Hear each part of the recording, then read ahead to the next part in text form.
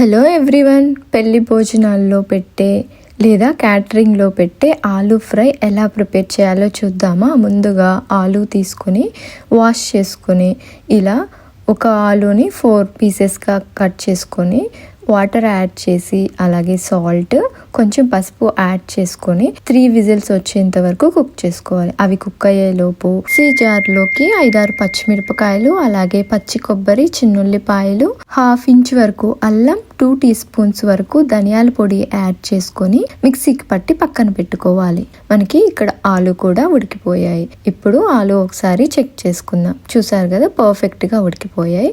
ఆలుని ఇలా పీసెస్గా కట్ చేసుకొని తర్వాత ప్యాన్ పెట్టుకొని ప్యాన్లో ఆయిల్ యాడ్ చేసి పోపు కూడా యాడ్ చేసి వేగిన తర్వాత కరివేపాకు అలాగే ఇలా సన్నగా కట్ చేసుకున్న ఆనియన్, ఒక ఎండుమిరపకాయ తుంచి యాడ్ చేసుకోవాలి.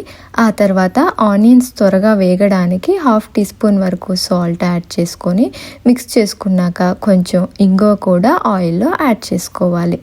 ఇక్కడ మనకి ఆనియన్స్ వేగిన తర్వాత 1/2 టీ స్పూన్ వరకు పసుపు అలాగే 1 టీ స్పూన్ వరకు కారం అలాగే మిక్సీ పట్టి పెట్టుకున్న పచ్చి కారాన్ని కూడా యాడ్ చేసుకొని అంతా కలిసేలాగా మిక్స్ చేసి వేసిన పచ్చి కారం పచ్చి వాసన పోయేంత వరకు వేగిన తర్వాత పక్కన కట్ చేసి పెట్టుకున్న ఆలు కూడా యాడ్ చేసుకోవాలి. ఆలు యాడ్ చేసిన తర్వాత మనం యాడ్ చేసిన మసాలాలు కారము ఆలూకి పట్టేలాగా బాగా మిక్స్ చేసుకొని ఒక 2 మినిట్స్ లో ఫ్లేమ్లో బాగా కుక్ చేసుకోవాలి. అప్పుడు మనకి ఆలూకి మసాలా పడుతుంది. ఆ తర్వాత కొంచెం కొత్తిమీర యాడ్ చేసుకొని అంతా కలిసేలాగా బాగా మిక్స్ చేసుకోవాలి.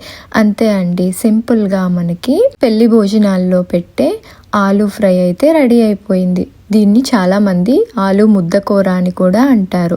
చాలా బాగుంటుంది. రసంలోకి, పప్పుచారులోకి సైడ్ డిష్గా చాలా టేస్టీగా ఉంటుంది. మీరు కూడా ఒకసారి ట్రై చేయండి. Thanks for watching.